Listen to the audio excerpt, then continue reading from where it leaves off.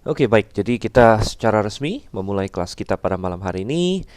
Saya ucapkan selamat malam kepada semuanya satu kali lagi, baik yang sudah bergabung dari tadi maupun yang baru saja bergabung bersama dengan kita semua.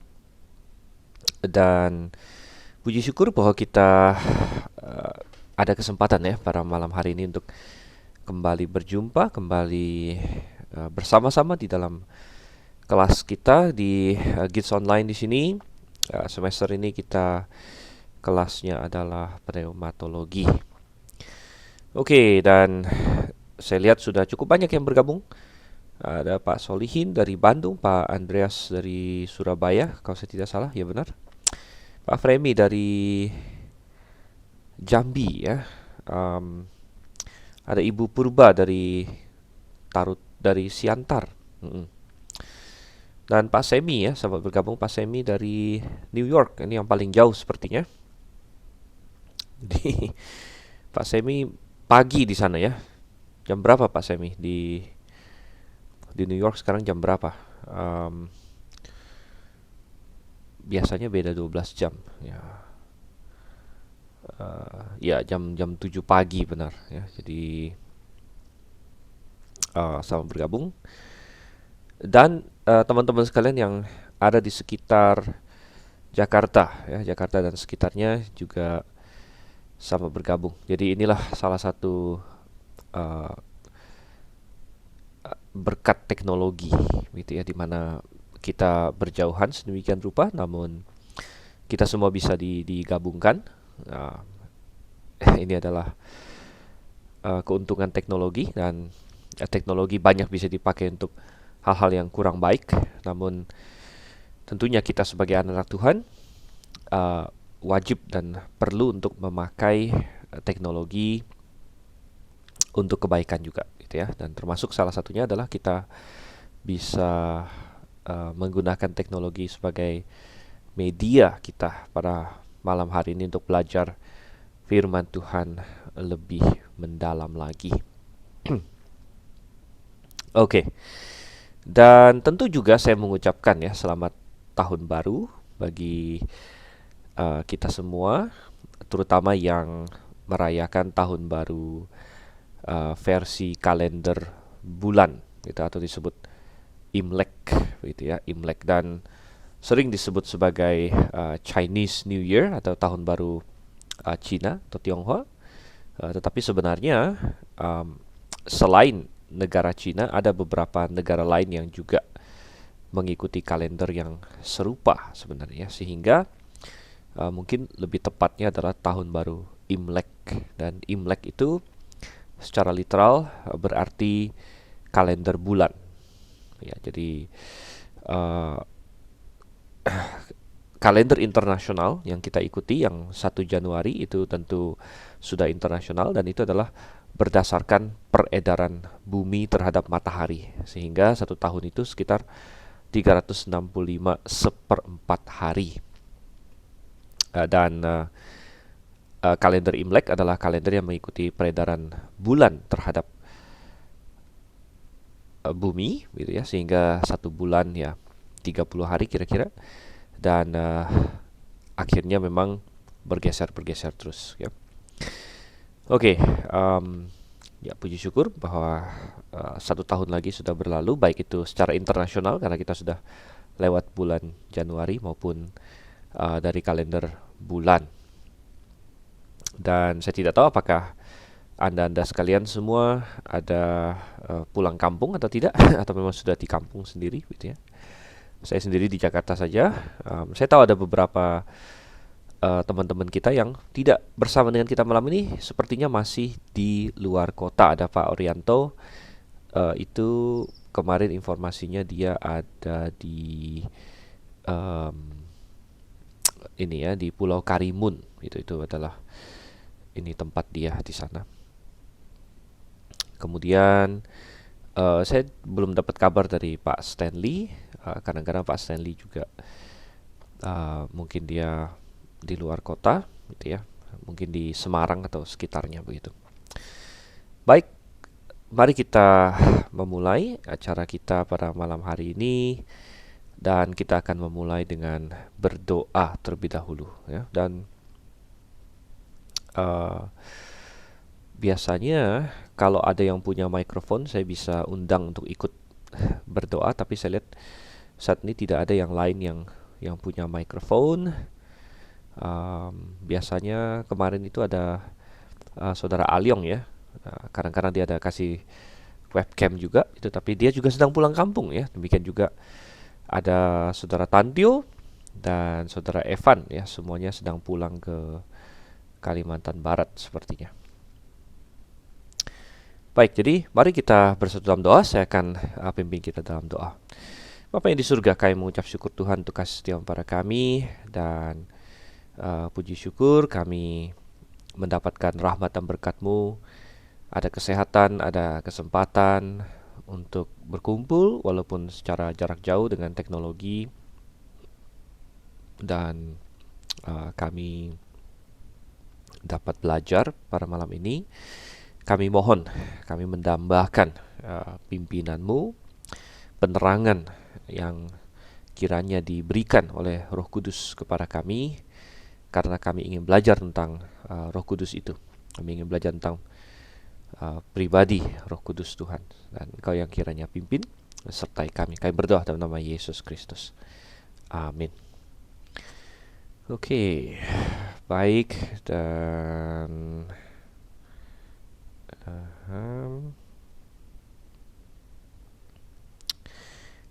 saya cek dulu di ini, ya, di grup kita, di grup WA kita.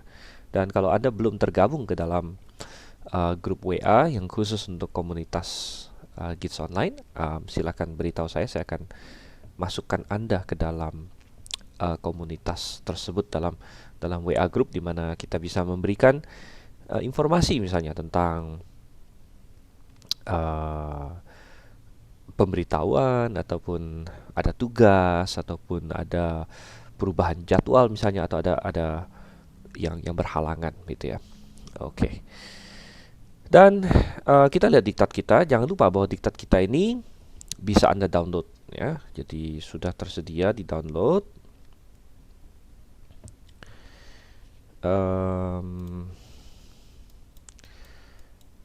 Kemarin kita sudah membahas secara panjang lebar terutama tentang kepribadian. Kecoret kepribadian, ya, dari Roh Kudus. Wah, ini mouse saya agak. Oke, ini dia. Bahwa Roh Kudus adalah pribadi. Ini kita sudah melihat sebenarnya pribadi itu apa, ya. Pribadi itu memiliki kesadaran diri. Jadi harus sadar, memiliki sense of ego. Ya, sense of ego artinya keakuan bahwa saya berbeda dengan yang bukan saya, gitu, ya. Dan the self awareness, begitu istilahnya. Dan itu bisa ini, ya, bisa muncul dan memiliki pengetahuan, intelijensi, perasaan, dan juga kehendak, gitu. Dan yang penting juga adalah memiliki kemampuan moral. Kemampuan moral bisa membedakan antara yang baik dan yang salah. Dan kita melihat bahwa Roh Kudus jelas adalah pribadi. Dia dianggap pribadi. Dia melakukan hal-hal yang berkaitan dengan pribadi, seperti berbicara, ya, berpikir, memimpin, dan lain sebagainya, ya. Jadi semua adalah jelas sekali membuktikan kepribadian Roh Kudus. Ini hal yang penting untuk ditekankan. Mengapa? Karena ada banyak bidat, ada banyak kesalahan yang meragukan kepribadian Yesus Kristus. Ya, salah satunya saksi Yehova. Walaupun saya tidak suka pakai istilah saksi Yehova, saya lebih suka istilah mereka itu menara pengawal. Jadi kelompok menara pengawal itu berpendapat misalnya bahwa Roh Kudus adalah hanya suatu tenaga, semacam kayak listrik atau kayak energi aktif Allah, gitu, ya. Nah, ini sama sekali salah, gitu. Jadi sangat penting untuk mengerti tentang kepribadian Roh Kudus.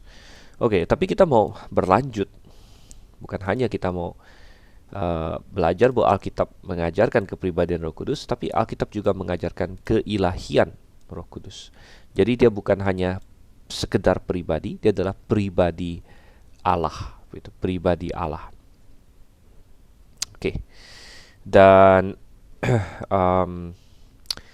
ini juga penting ya, tidak kalah pentingnya dengan kepribadian dari Roh Kudus. Begitu. Jadi sama seperti kalau kita bicara mengenai Yesus Kristus misalnya. Ya, Yesus Kristus tentu tidak ada orang yang meragukan kepribadian Yesus Kristus. Oke, sebentar ya. Sebentar. Oke.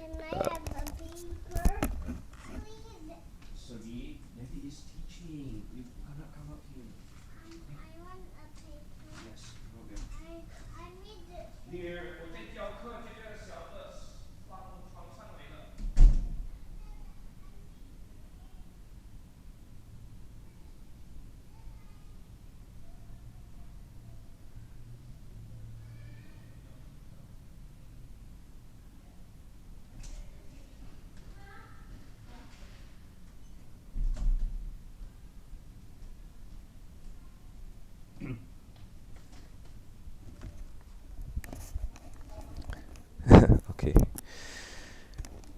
Ya, sorry ada sedikit interupsi tadi. Anak saya yang paling kecil mungkin dia belum terlalu tahu ya bahwa kadang-kadang dia masuk begitu. Oke, dan sampai di mana tadi? Ya, kita bicara mengenai keilahian dari Roh Kudus ya, keilahian dari Roh Kudus. Dan ini hal yang penting ya. Jadi saya ibaratkan tadi dengan pribadi Yesus Kristus. Dan Yesus Kristus ya, kita lihat misalnya di sini ya. Pribadi Yesus ya, tentu kita percaya nomor satu dia adalah manusia ya, dan dua dia adalah Allah gitu. Jadi ada dual nature gitu istilahnya, ada dia manusia dan Allah, dan kedua-duanya penting untuk dipertahankan. Jadi ada orang yang salah di salah satu sisi, menolak kemanusiaannya, itu juga salah. Misalnya Gnostik ya, mereka tidak percaya bahwa Yesus punya daging dan lain sebagainya. Itu juga adalah suatu kesesatan. Tetapi ada banyak juga yang meragukan keilahiannya, dan itu juga adalah kesalahan dan kesesatan begitu. Nah, demikian juga dengan Roh Kudus ya. Roh Kudus kita harus pegang bahwa dia adalah pribadi ya, dan kita harus pegang juga bahwa dia adalah bukan sembarang pribadi, tapi pribadi Allah begitu. Dan kembali ya, kita ingat bahwa ini berkaitan dengan Tritunggal. Ya, coba saya ke sini sebentar.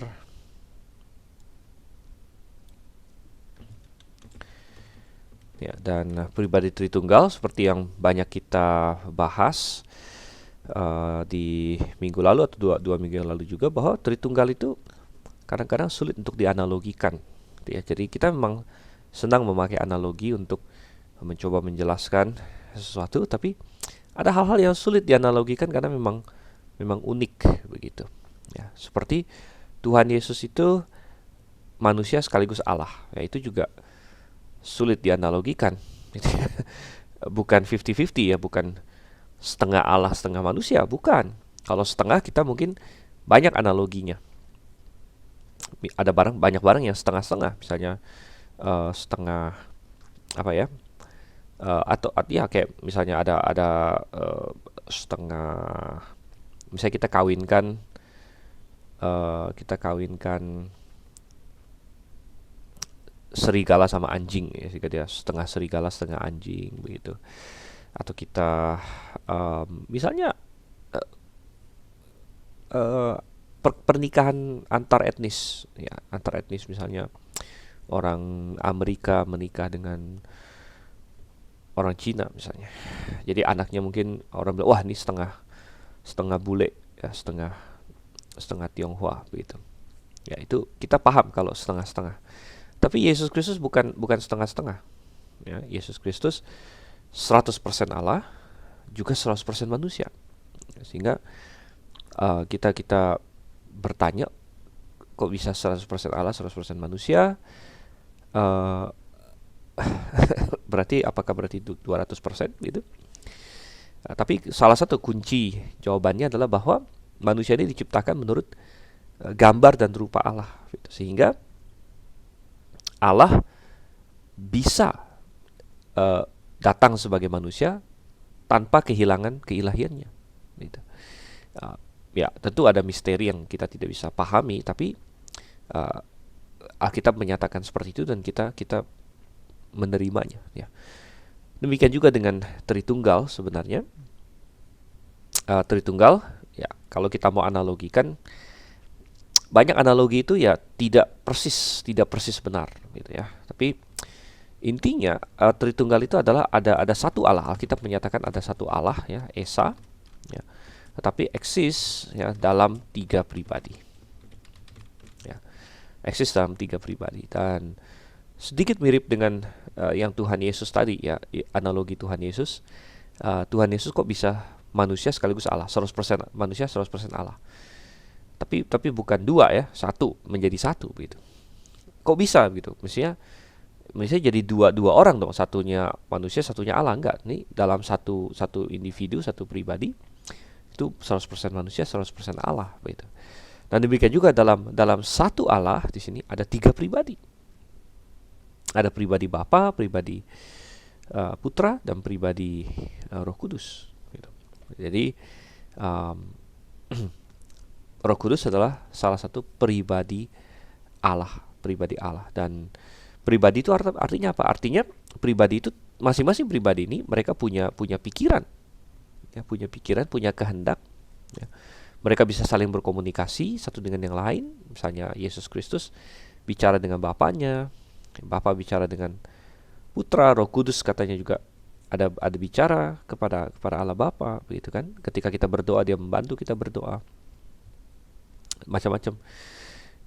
Dan ada interaksi di antara mereka, ada saling mengasihi di antara mereka, namun mereka satu, gitu, satu Allah, gitu. Karena ternyata mereka, kalau meminjam istilah teologis disebut homoousios, jadi memiliki dalam tanda petik, ya, substansi yang sama, artinya sama-sama punya substansi Allah yang sama, gitu, dan memiliki sifat-sifat yang sama, memiliki keinginan dan kehendak yang sama, walaupun kehendaknya sendiri-sendiri, tapi ternyata sama, gitu.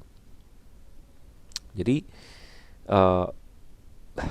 satu Allah eksis dalam 3 pribadi, dan mau dianalogikan seperti apa, agak susah juga untuk analogi yang persis banget, gitu ya. Itu agak susah, gitu. Tapi itu adalah pengajaran Alkitab, gitu ya. Oke, ada sedikit pertanyaan dari Reinhard. Jika demikian, apakah ketiga pribadi Allah juga memiliki ciri fisik yang sama? Kita tidak bisa katakan ciri fisik yang sama, karena satu-satunya yang menyatakan diri dalam daging, ya, atau secara fisik adalah Yesus Kristus, ya. Jadi Allah Bapa bahkan tidak bisa dilihat menurut Alkitab, ya, tidak terlihat. Tetapi Allah Putra Yesus Kristus lah yang menyatakan Allah Bapa, begitu, ya. Oke, ya. Jadi demikian, ya. Dan sama bergabung dengan ini saudara-saudara yang barusan bergabung, ada Pak Stanley, ya, Pak Stanley dan Evan masih di Kalbar atau di mana nih, ya? Bisa ikut bergabung dengan kita. Dan Pak Stanley juga apakah di Semarang atau di mana, ya, di kota mana? Oke, dan kita kembali ke diktat kita. Jadi kita hari ini melihat, ya, kalau kita percaya Roh Kudus itu adalah Allah, ya, dan kita percaya keilahiannya, maka ini juga harus berefek kepada cara kita berhubungan dengan Roh Kudus. Sama seperti waktu minggu lalu kita bicara mengenai kepribadian Roh Kudus. Kalau kita percaya Roh Kudus adalah pribadi, ya, maka kita jangan, misalnya kita berdoa atau lain sebagainya, memperlakukan dia seolah-olah bukan pribadi, gitu. Misalnya kita jangan menganggap Roh Kudus itu hanya seperti tenaganya Tuhan, gitu ya. Uh, misalnya Tuhan ya, misal kita berdoa begini, Tuhan, kuatkan kami dengan rohmu. Nah, itu masih oke. Tapi bisa gini, Tuhan, kuatkan kami dengan rohmu, suntik kami dengan rohmu. uh, Apa lagi ya, misalnya, atau uh, ikat kami dengan rohmu atau lain sebagainya. Uh, yang ya satu persatunya sih mungkin tidak salah absolut ya, tapi kalau hanya begitu saja secara konsisten kita ini membicarakan Roh Kudus ya, maka kita melemahkan kepribadiannya, seolah-olah Roh Kudus itu selalu pasif gitu. Tapi kalau kita percaya dia adalah pribadi ya, maka kita tahu bahwa dia juga aktif. Yesus sendiri berkata bahwa Roh Kudus akan memimpin kalian ke dalam seluruh kebenaran di Yohanes. Roh Kudus akan menginsafkan dunia. Ya, ini adalah pekerjaan-pekerjaan pribadi. Ya, Roh Kudus bisa berduka dalam Alkitab dikatakan dan lain sebagainya. Jadi kalau kita punya pemahaman yang benar, akan muncul dalam doa kita, akan muncul dalam cara kita membicarakan Roh Kudus dan lain sebagainya. Oke, sebentar ya. Ada pertanyaan dari Evan. Memang di Yohanes 1 dikatakan tidak ada orang yang pernah melihat Allah. Apakah maksudnya wajah Allah? Karena minimal uh, Musa pernah melihat punggung Allah. Ya, punggung Allah yang dilihat oleh Musa, kita lihat sebenarnya adalah semacam kemuliaannya saja, gitu ya. Kemuliaan, tapi kemuliaan yang di inilah kayak ditutupi begitu. Jadi seperti punggung begitu ya. Jadi bukan hanya di Yohanes 1, di 1 Timotius juga dikatakan bahwa Allah tidak bisa dilihat begitu. Jadi kapanpun manusia melihat Allah itu bukan Allah Bapa, yaitu kalau bukan Yesus Kristus, atau hanya sekedar semacam kemuliaan Tuhan saja. Gitu. Tidak pernah benar-benar melihat Allah Bapa, karena Allah Bapa tidak bisa dilihat. Coba saya kasih lihat contoh ayatnya misalnya. Selain di Yohanes ini ya, Yohanes 1 gitu ya. Sebentar.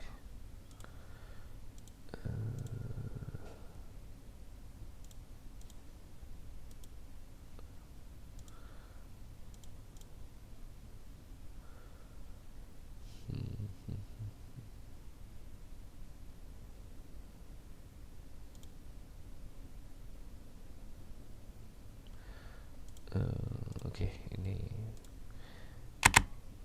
oke, ini aja deh. Baik, coba mestinya saya share sama kalian. 1 Timotius 6 ayat 16. 1 Timotius 6 ayat 16 dikatakan di sini, dialah satu-satunya yang tidak takluk kepada maut. Udah kelihatan ya? Oke. Nah, mestinya kelihatan. Sudah kelihatan belum? Belum ya? Sebentar.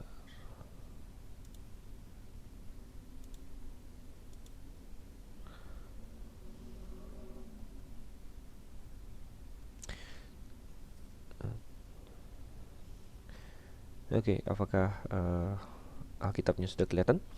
1 Timotius 6 ayat 16.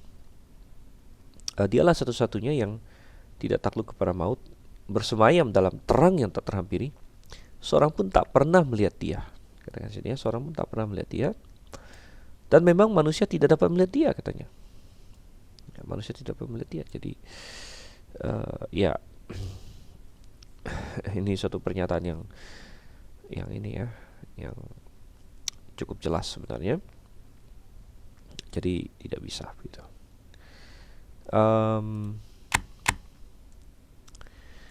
Lalu ada pertanyaan sambungan dari Reinhardt.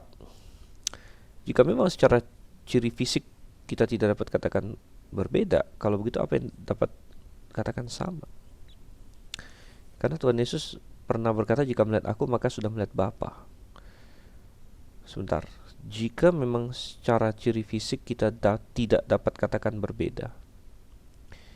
Kalau begitu, apa yang dapat katakan sama? Ini mungkin salah ya pertanyaannya. Em, ya tentu sama, karena eh, tentu ada sesuatu yang jauh lebih penting dari ciri fisik sebenarnya, gitu kan? Karena esensi dari Allah bukan pada fisiknya, begitu. Bahkan Allah adalah roh dikatakan. Ya, jadi uh, itu adalah hal yang paling penting. Gitu. Allah adalah roh, dan Tuhan Yesus datang mengambil daging, datang dalam daging katanya. Jadi dia memang memiliki tubuh, ya, tetapi Yesus berkata memang kalau kamu sudah lihat aku, kamu sudah lihat Bapa. Dan ini berkaitan dengan yang tadi kita bahas, karena Bapa tidak pernah dilihat oleh seorang pun, dan hanya anak tunggal, ya, putra tunggal Bapa yang menyatakannya.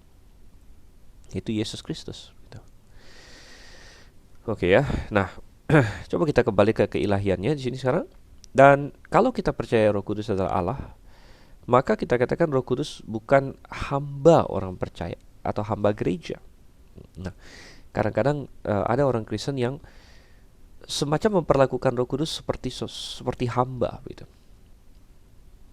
Uh, ya, jadi ini tercermin juga dalam doa atau dalam cara dia menyapa atau membicarakan Roh Kudus. Kadang-kadang saya agak bergidik juga begitu ya, agak-agak bingung. Ada orang Kristen begitu ya, yang berdoa tapi kayak perintah-perintah Roh Kudus. Ya, dan itu ada begitu ya. Anda boleh cek ya, misalnya mungkin di rekaman-rekaman tertentu mungkin ada. Saya sendiri pernah mendengar, pernah melihat, tapi saya tidak simpan rekamannya begitu. Mestinya saya simpan aja begitu ya. Ada orang berdoa dengan cara apa? Dia perintah-perintah Roh Kudus. Gitu ya. Uh, ya dia dengan nada yang memerintah atau bahkan dengan kata-kata langsung memerintah begitu. Nah, ini kita sangat-sangat menyayangkan sebenarnya, karena berarti pemahaman di antara Roh Kudus salah gitu. Salah ya. Jadi Roh Kudus bukan hamba kita, dia adalah Tuhan, dia adalah Allah gitu. Jadi bahkan kita harus berserah penuh kepadanya. Tetapi sekarang kita mau lihat dari mana kita tahu Roh Kudus itu Allah.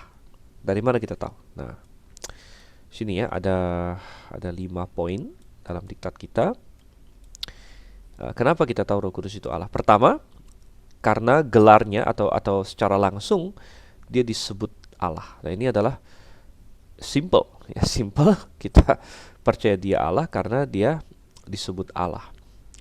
Coba kita lihat Kisah Rasul 5 ayat 3 dan 4. Oke. Kisah Rasul 5 ayat 3 dan 4. Dan ini adalah peristiwa Ananias dan Safira. Kita minggu lalu sudah ada melihat ayat ini ketika membicarakan kepribadian Roh Kudus.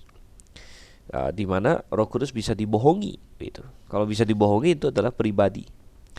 Saya nggak bisa membohongi komputer saya atau membohongi lampu, ya, itu nonsense gitu, nggak masuk akal. Tapi kalau kita mendustai, ya pasti orang atau pribadi gitu. Maka di ayat 3 dikatakan, tetapi Petrus berkata, Ananias, mengapa hatimu dikuasai iblis sehingga engkau mendustai Roh Kudus? Jadi ada kata mendustai Roh Kudus di sini. Dan menahan sebagian dari hasil penjualan tanah itu. Selama tanah itu tidak dijual, bukankah itu tetap punyamu? Dan setelah dijual, bukankah hasilnya itu tetap dalam kuasamu? Mengapa engkau merencanakan perbuatan itu dalam hatimu? Engkau bukan mendustai manusia, tetapi mendustai Allah. Jadi perhatikan ada paralel di mana di ayat 3 Ananias dituduh mendustai Roh Kudus. Ya. Tetapi di ayat 4 dikatakan mendustai Allah. Jadi kalau kita tarik kesimpulannya, berarti Roh Kudus adalah Allah. Karena mendustai Roh Kudus, mendustai Allah, sama dengan mendustai Allah. Maka Roh Kudus adalah Allah gitu. Jadi ini salah satu hal yang sangat-sangat jelas sebenarnya, di mana Roh Kudus disamakan dengan Allah gitu. Ya, dan banyak orang bertanya pada saya, sebenarnya Ananias ini salahnya apa gitu. Sebenarnya salahnya adalah dia berbohong, ya, dia berbohong, dan berbohongnya ini mungkin dimotivasi oleh rasa sombong atau ingin dihargai lebih gitu. Karena di ayat 4 dikatakan, selama tanah itu tidak dijual, bukankah itu tetap kepunyaanmu? Dan setelah dijual, bukankah hasilnya itu tetap dalam kuasamu? Jadi kesalahan Ananias bukanlah dia jual tanah lalu dia kasih sebagian sama Tuhan gitu. Itu boleh-boleh saja, cuman jangan kita kasih sebagian, kita judulnya atau kita bilang kita kasih semua. Itu adalah kesalahan, itu adalah dosa gitu. Artinya kita bohong gitu ya.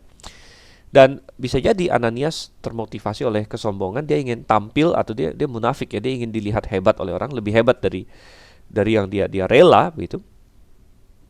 Karena dia sudah jual tanah, tapi dia lihat ada orang lain jual tanah, dia kasih semua. Contohnya Barnabas.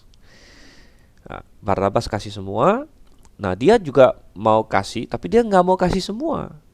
Tapi mungkin dia merasa, aduh, kalau saya nggak kasih semua, saya bilang saya kasih 50% atau entah berapa persen yang dia kasih, mungkin orang akan anggap saya kalah dari Barnabas. Oh, Barnabas saja, contoh ya, Barnabas saja rela kasih semua, kok kamu nggak rela kasih semua gitu.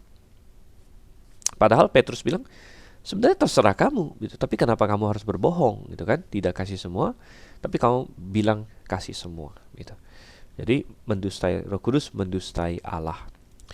Nah, kadang-kadang ada yang bertanya juga, kalau begitu hari ini banyak dong orang seperti itu, berbohong gitu kan? Kok nggak mati gitu kan? Kok nggak mati? Ya memang ya tidak semua langsung ya, tapi ingat semua akan menghadap tahta pengadilan Kristus. Dan Ananias Safira ini hanya proyek contoh, Tuhan kasih contoh gitu. Oke, ada pertanyaan dari Pak Semi. Dikatakan ketika Bapak menggunakan gelar Roh Kudus, ya, dia disebut Allah. Bukankah Allah itu bukan gelar tetapi hakikat? Ya oke, bisa dibilang begitu sih ya. Mungkin pemakaian gelar di sini maksudnya begini ya, mungkin bisa ya ada bagusnya juga sih.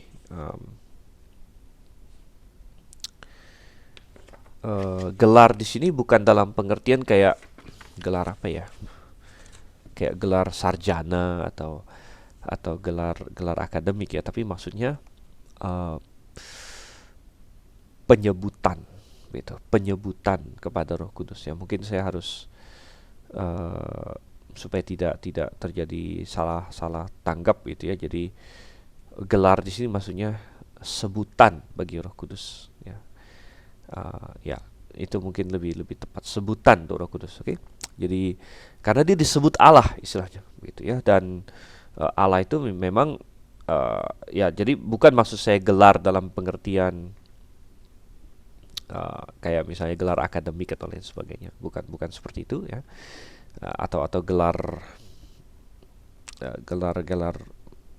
yang diberikan kepada seseorang ya, tapi maksudnya penyebutan ya, penyebutan Roh Kudus disebut Allah gitu. Oke. Ya mungkin nanti saya akan sedikit tambahkan biar lebih jelas gitu ya. Ya, satu pertanyaan yang baik sekali. Coba kita lihat sekarang 1 Korintus 3 ayat 16.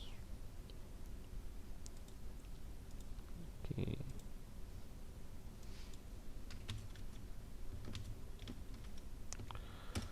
Ayat 16 bukan? Oke, ini juga di mana Roh Kudus juga disamakan atau disebut dengan Allah. Karena dikatakan sini, tidak tahukah kamu bahwa kamu adalah bait Allah dan bahwa Roh Allah diam di dalam kamu gitu ya. Jadi ini bicara mengenai orang-orang percaya, dan orang-orang percaya disebut sebagai bait Allah di sini.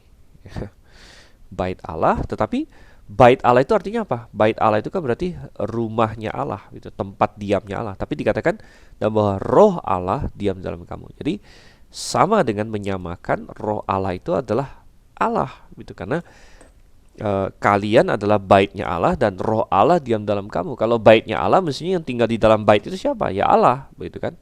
Tapi Roh Allah diam di dalam kamu, berarti Roh Allah ini adalah Allah, ya. Roh Allah adalah Allah. Oke, jadi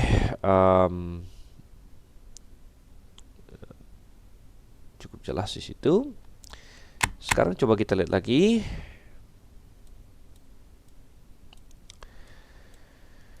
Ya, yang kedua, kita melihat sifat-sifat Roh Kudus. Kalau misalnya Roh Kudus memang Allah, maka Allah itu punya sifat-sifat tertentu. Kalau kita ingin membicarakan manusia, misalnya manusia punya sifat-sifat tertentu, ya, dibandingkan yang lain. Misalnya kalau kita mau membandingkan manusia dengan binatang, manusia bisa bicara, binatang tidak bisa, dan sebagainya. Itu sifat-sifatnya. Tetapi apa sifat-sifat yang khas pada Allah? Dia kekal, misalnya, ya. Allah adalah kekal, ya. Dan apakah Roh Kudus kekal? Coba kita lihat Ibrani 9 ayatnya yang ke-14.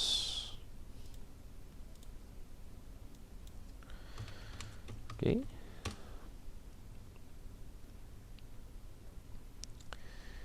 Jadi dikatakan di sini, betapa lebihnya darah Kristus yang oleh Roh yang kekal telah mempersembahkan dirinya sendiri kepada Allah sebagai persembahan yang tak bercacat. Oke, jadi sebenarnya ayat ini bicara mengenai Yesus Kristus. Tetapi ayat yang bicara soal Yesus Kristus ini ada juga memberikan suatu informasi mengenai Roh Kudus. Yaitu Roh ini disebut Roh yang kekal, gitu ya, Roh yang kekal. Dan rupanya Roh yang kekal inilah yang ikut berperan di dalam ini pelayanan Yesus Kristus sebagai imam besar, yaitu mempersembahkan dirinya sendiri. Karena kalau imam kan harus ada yang dipersembahkan. Dan imam-imam dunia ini mempersembahkan domba, ya, kambing, lembu, tapi Kristus sebagai imam yang lain daripada yang lain mempersembahkan dirinya sendiri. Ya, tetapi rupanya Roh Kudus ikut berperan di situ, ya, di dalam pengorbanan Yesus Kristus, gitu. Ya, jadi memang Roh Kudus banyak berperan di dalam pelayanan Yesus. Nanti kita akan lihat ada bagian yang tentang itu. Dan kalau Yesus Kristus yang adalah pribadi kedua dari Allah Tritunggal saja sangat memerlukan, ya, peran Roh Kudus dalam hidup pelayanannya waktu di bumi ini, apalagi kita sebenarnya. Ya, nah, ini yang penting untuk kita pahami. Apalagi kita, ketika kita menjalani hidup ini, kita perlu bergantung pada Roh Kudus, ya. Oke, dan kita akan lihat itu seperti apa maksudnya nanti. Selanjutnya, apalagi sifat dari Roh Kudus yang menandakan bahwa dia adalah pribadi Allah. Misalnya kita lihat di 1 Korintus 2 ayat 10, dan ini adalah kemahatauannya, ya. 1 Korintus 2 ayat 10 dikatakan di sini, apa yang dikatakan? Karena kepada kita Allah telah menyatakannya oleh Roh, ya, sebab Roh menyelidiki segala sesuatu, ya. Roh menyelidiki segala sesuatu, dan itu berarti Roh mengetahui segala sesuatu sebenarnya, bahkan hal-hal yang tersembunyi di dalam diri Allah. Jadi ada hal apa lain lagi yang lebih misterius dibandingkan hal yang tersembunyi dalam diri Allah?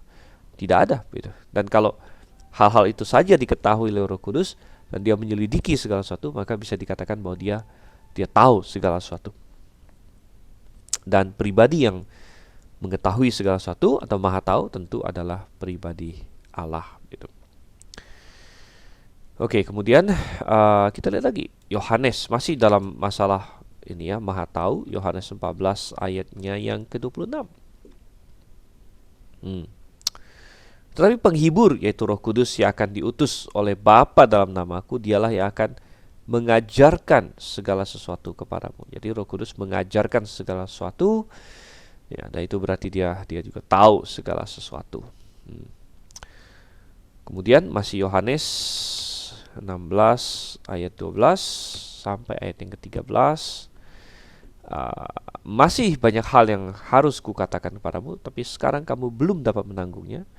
Tapi apabila ia datang, yaitu roh kebenaran, ia akan mimpin kamu ke dalam seluruh kebenaran. Ya, sekali lagi seluruh kebenaran. Jadi mengindikasikan bahwa Roh Kudus mengetahui segalanya, begitu.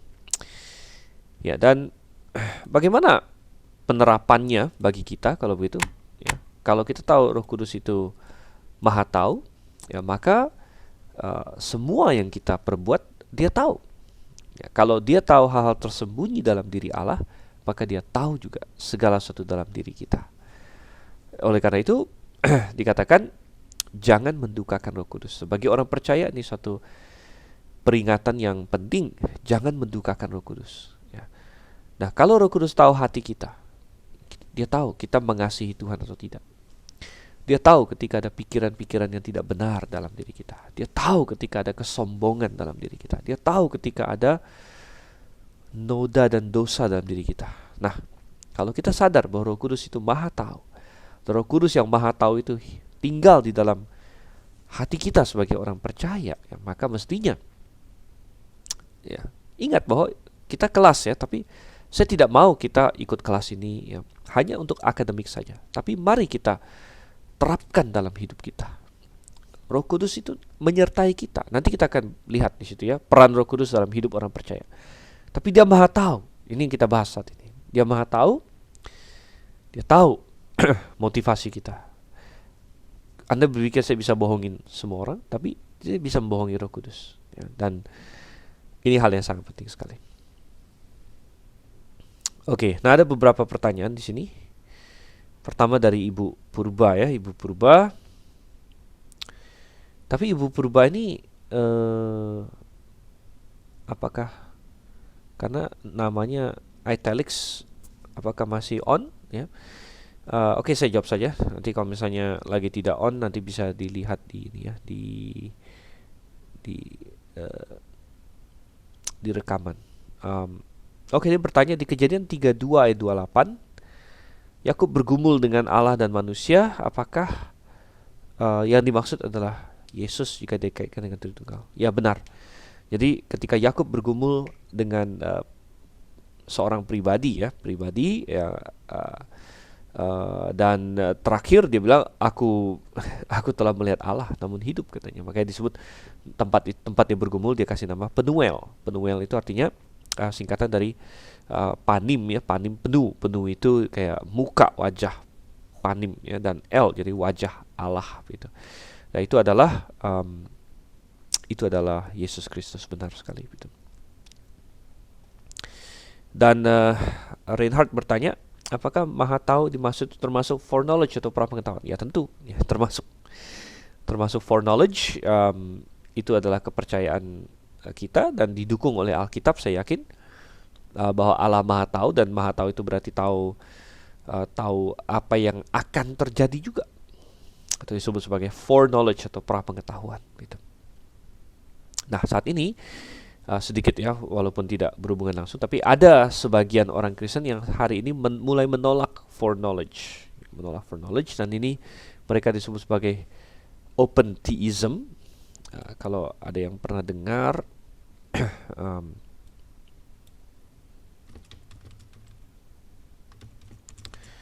open theism ya, menolak pra pengetahuan. Foreknowledge, saya tulis foreknowledge aja. For no, ya oke. For no. Oke, jadi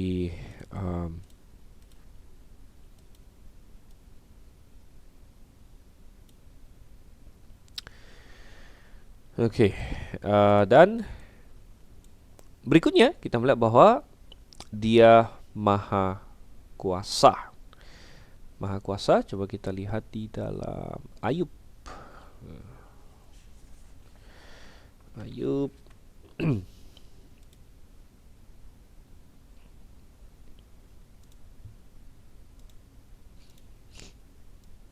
Oke. ayat 26. Sebentar. Ini ayat 13. Oleh nafasnya langit menjadi cerah. Nah, nafas di sini ya. Uh, ini dalam bahasa aslinya adalah dari kata ruk ya.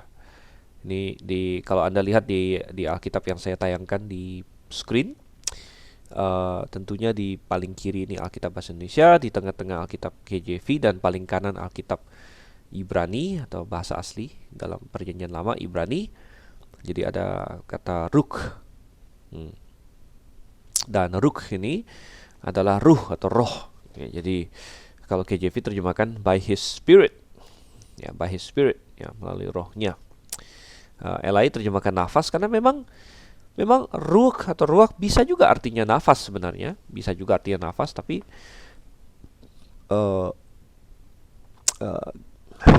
ya, kenapa di ayat ini KJV terjemahkan Spirit? Ya, jadi saya juga lebih setuju dengan KJV di sini lebih mengacu kepada rohnya, ya, by His Spirit.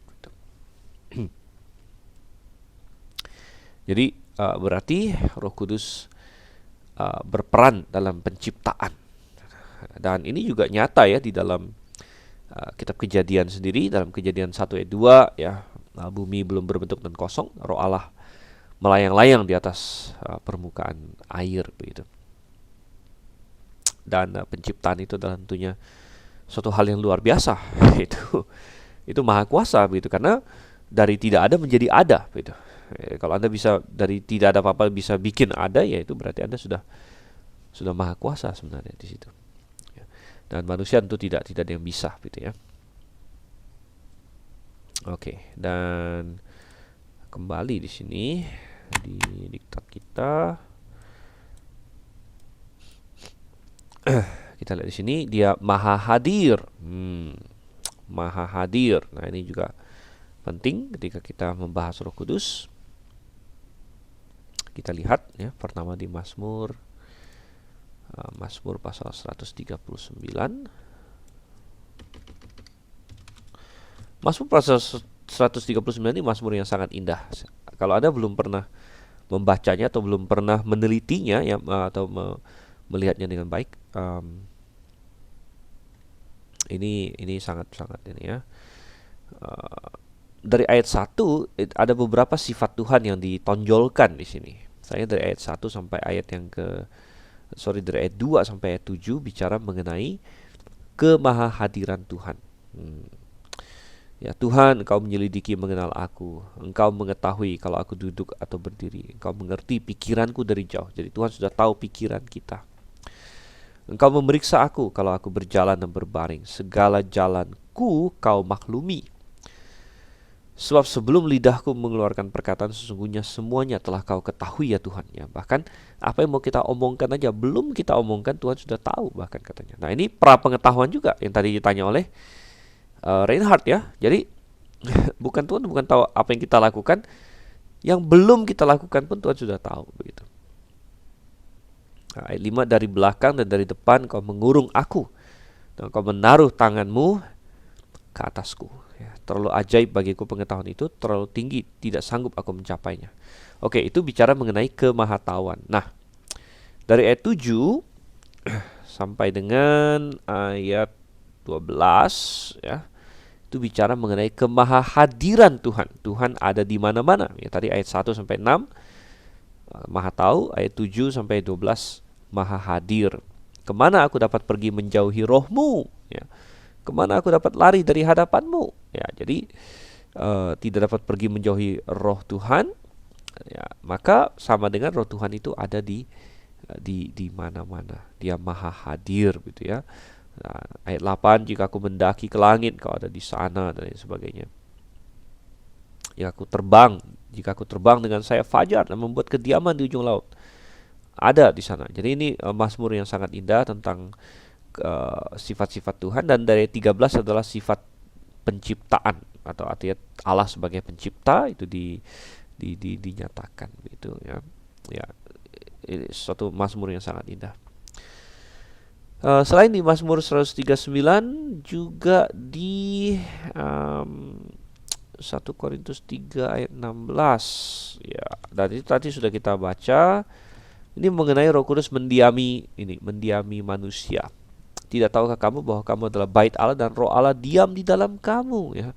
Dan kenapa ini mengindikasikan kemahadiran? Karena kalau Roh Kudus mendiami manusia dan manusia kan banyak begitu. Mendiami orang percaya banyak ada di seluruh dunia. Berarti dia maha hadir gitu kan. Dia bisa ada di semua di situ. Dia tahu semuanya gitu.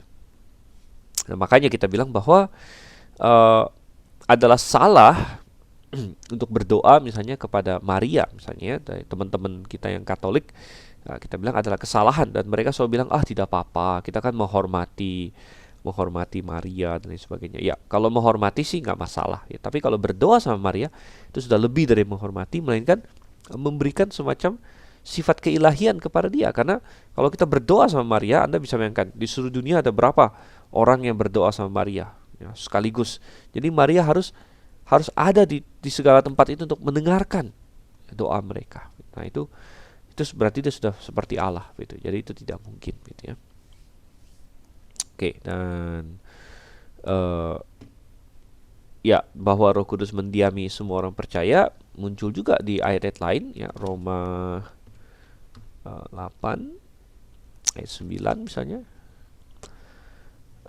Kamu tidak hidup dalam daging melainkan dalam roh jika memang Roh Allah diam di dalam kamu ya. Jadi ini juga jelas di sini.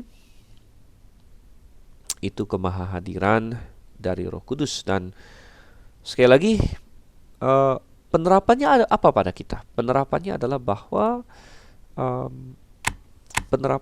bahwa kita menyadari bahwa Roh Kudus bersama dengan kita dimanapun kita berada. Dan itu bisa menjadi penghiburan ya. Seperti tadi di dalam Mazmur 139 ayat 7, kemana aku bisa lari menghindari rohmu? Tidak bisa, tidak ada tempat di mana kita bisa lepas dari roh Tuhan. Dan ini bisa peringatan, bisa penghiburan. Berarti satu, ya jangan kita berbuat dosa, tapi juga penghiburan karena dimanapun kita berada Tuhan menyertai kita. Berarti kita tidak perlu takut juga gitu. Orang Kristen tidak perlu takut dengan kuasa kegelapan. Nah, roh yang ada dalam kita lebih besar dari roh yang ada dalam dunia katanya.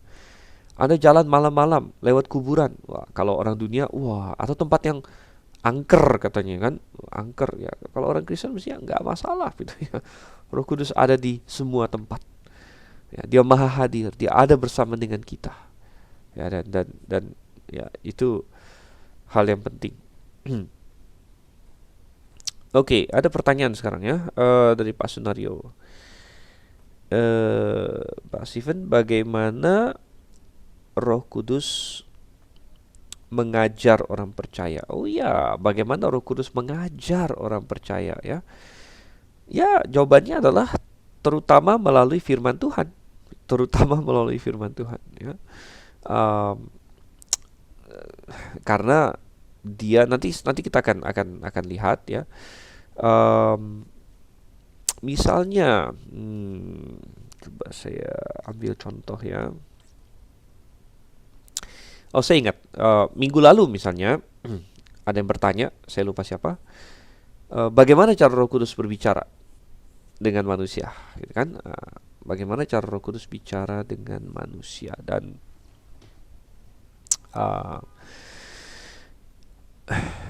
karena ada kata-kata Roh Kudus bicara, dan itu adalah ciri khas pribadi. Jadi contohnya, misalnya.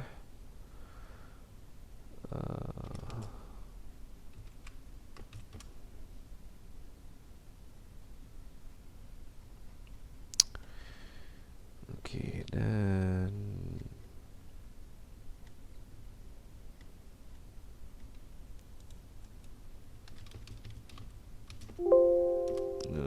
saya cari dulu ya ayatnya.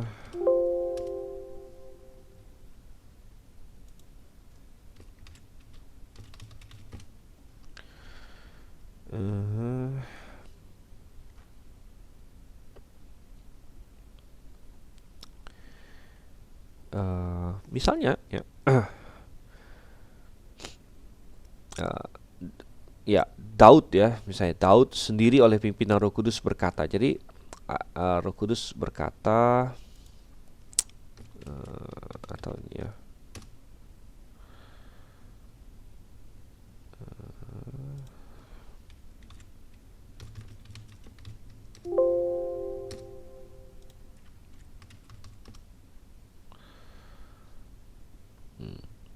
misalnya gini, coba kita lihat ayat nih. Kisah Rasul 1 ayat 16. Hai saudara-saudara, haruslah genap nas kitab suci yang disampaikan Roh Kudus. Jadi nas kitab suci yang disampaikan Roh Kudus dengan perantaran Daud. Jadi Roh Kudus menyampaikan sesuatu dengan perantaran Daud dan tertulis dalam kitab suci. Ya, jadi jelas sekali ya, Roh Kudus ya, berbicara dengan perantaran Daud dan dituliskan dalam kitab suci. Kitab suci. Ya. Jadi kalau ditanya bagaimana Roh Kudus bicara, ya dia waktu itu bicara melalui perantaran Daud, tapi kepada kita hari ini melalui apa? Kitab suci. Bagaimana Roh Kudus mengajar? Jawabannya ada di 2 Timotius 3 ayat 16. Apa yang dikatakan di sini? Segala tulisan yang diilhamkan Allah memang bermanfaat untuk mengajar. Ya, untuk mengajar. Jadi utamanya Roh Kudus mengajar kita hari ini melalui firman Tuhan ya, dan dialah yang memampukan kita untuk memahami firman Tuhan gitu. Coba kita lihat misalnya di dalam 1 Yohanes 2 ayat ya.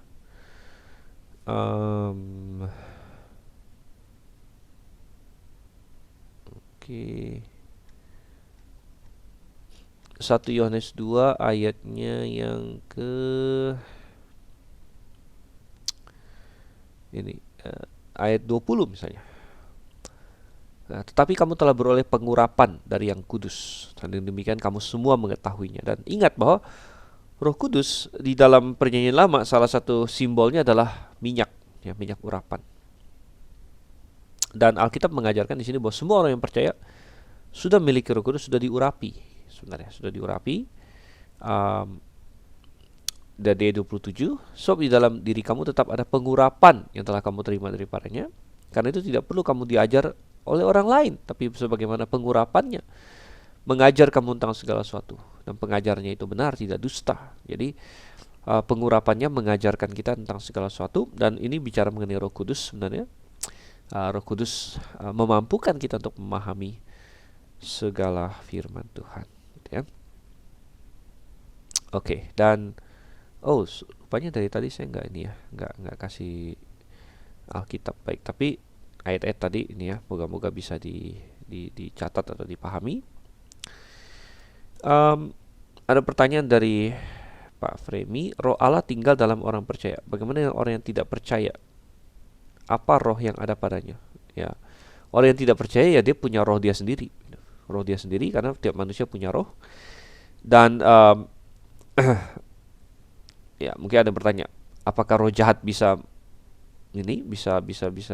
datang pada dia kalau dia bermain dengan okultisme? Ya, begitu ya. Jadi ada manusia-manusia yang dia berhubungan dengan roh jahat, ya, dia bermain okultisme, dia mengundang ya roh jahat dan lain sebagainya, sehingga ya, roh jahat datang pada dia, begitu. Dan, tapi manusia yang tidak percaya pada umumnya dia punya roh dia sendiri, begitu. Oke, dan Pak Stanley, jika orang percaya memiliki Roh Kudus, maka orang percaya tersebut memiliki dua roh, yaitu roh manusia dan Roh Kudus, ya. Tidak bisa dikatakan memiliki. Yang memiliki dalam pengertian Roh Kudus diam bersama dia, tapi Roh Kudus itu bukan milik dia dalam pengertian kayak roh dia sendiri itu milik dia dalam pengertian itulah bagian dari kemanusiaannya, gitu ya. Karena manusia itu kan tubuh, roh dan jiwa, ada trikotomi. Jadi roh manusia itu dia miliki dalam pengertian itu bagian dari kemanusiaan dia. Tetapi orang percaya memiliki Roh Kudus, ya, dalam pengertian bukan bahwa itu esensi dari kita, tapi kita memilikinya sebagai Roh Kudus memang datang kayak berdiam bersama dengan kita dalam kita, gitu ya. Jadi memang bagi orang percaya ya ada dua roh dalam diri kita sebenarnya, yaitu roh kita sendiri yang memang memang itulah kita gitu ya, dan Roh Kudus yang kalau dibilang tamu ya bisa juga dibilang tamu, tapi bukan tamu dalam pengertian ini ya, tidak diinginkan atau sesuatu yang hanya temporer, tapi Roh Kudus itu mendiami kita dan melahirbarukan kita sebenarnya begitu. Oke, moga-moga jelas ya. Um, nah, kembali ke sini.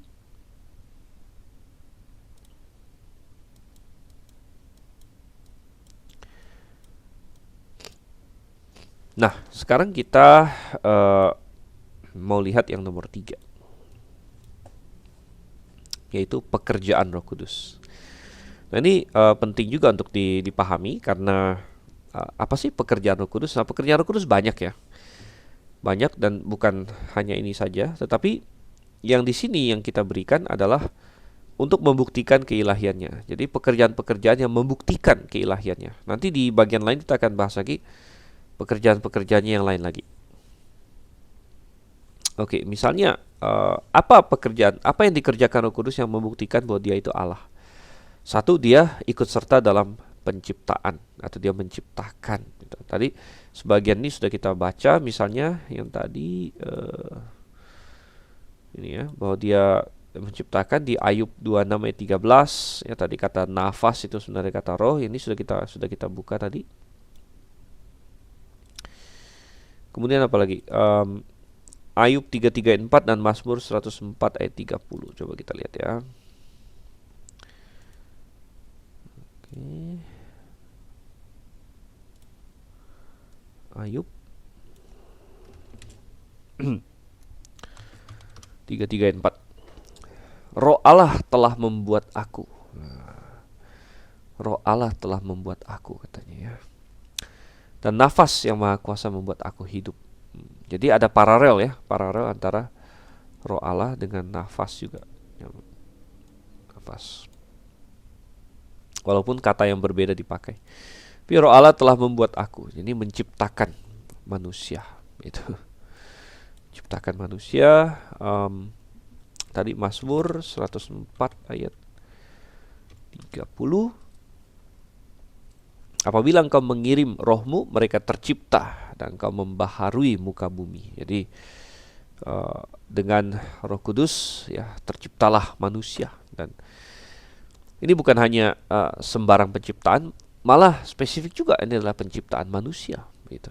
Dan kalau kita semakin memahami hal ini, maka kita semakin mengasihi Allah, mengasihi juga Roh Kudus yang menciptakan kita.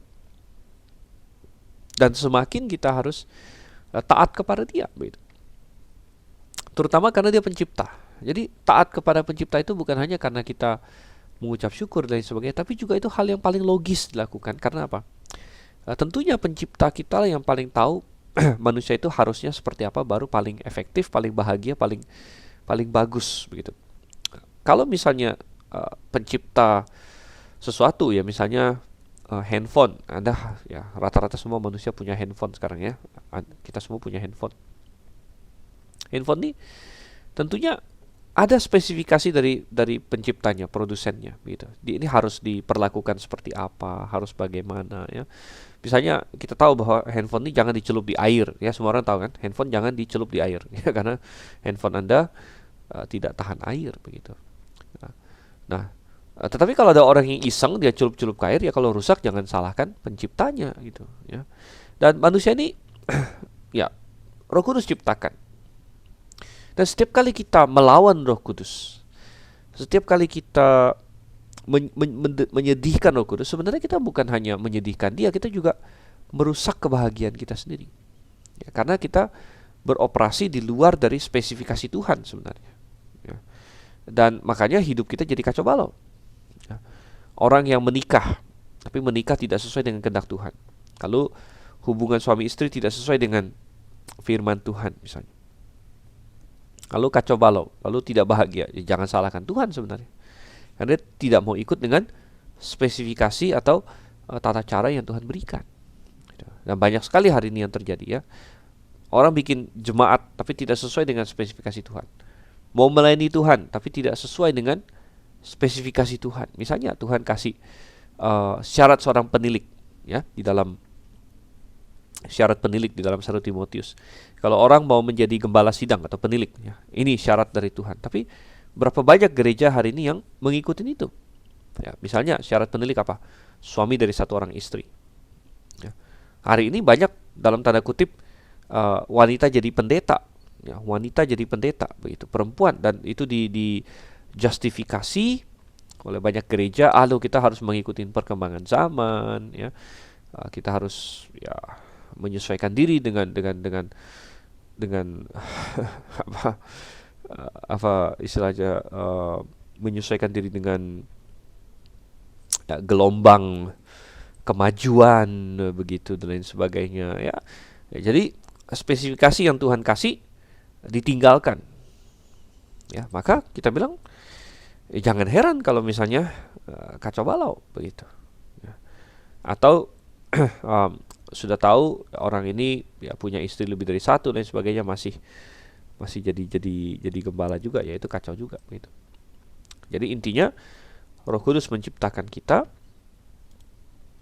maka kita harus mengikuti Roh Kudus sebenarnya untuk kita sendiri juga, untuk kebahagiaan kita. Ada pertanyaan dari Pak Tio Andi, Matius 3:16, apakah itu Roh Kudus? Matius 3:16, apa itu? Saya bacakan, ya. Sesudah dibaptis, Yesus segera keluar dari air, dan pada waktu itu juga langit terbuka dan ia melihat Roh Allah seperti burung merpati turun ke atasnya. Ya, ini peristiwa baptisan Tuhan Yesus, dan ada katanya Roh Allah seperti burung merpati turun ke atasnya, dan benar ini adalah Roh Kudus. Jadi Roh Kudus dalam beberapa kali dia bisa menampilkan semacam bentuk tertentu untuk menyimbolkan dirinya, seperti burung merpati. Di Kisah Rasul 2 ada lidah-lidah api dan lain sebagainya. Jadi itu bisa dipakai. Nah, ini adalah Roh Kudus, benar. Oke. Coba kita lanjut lagi.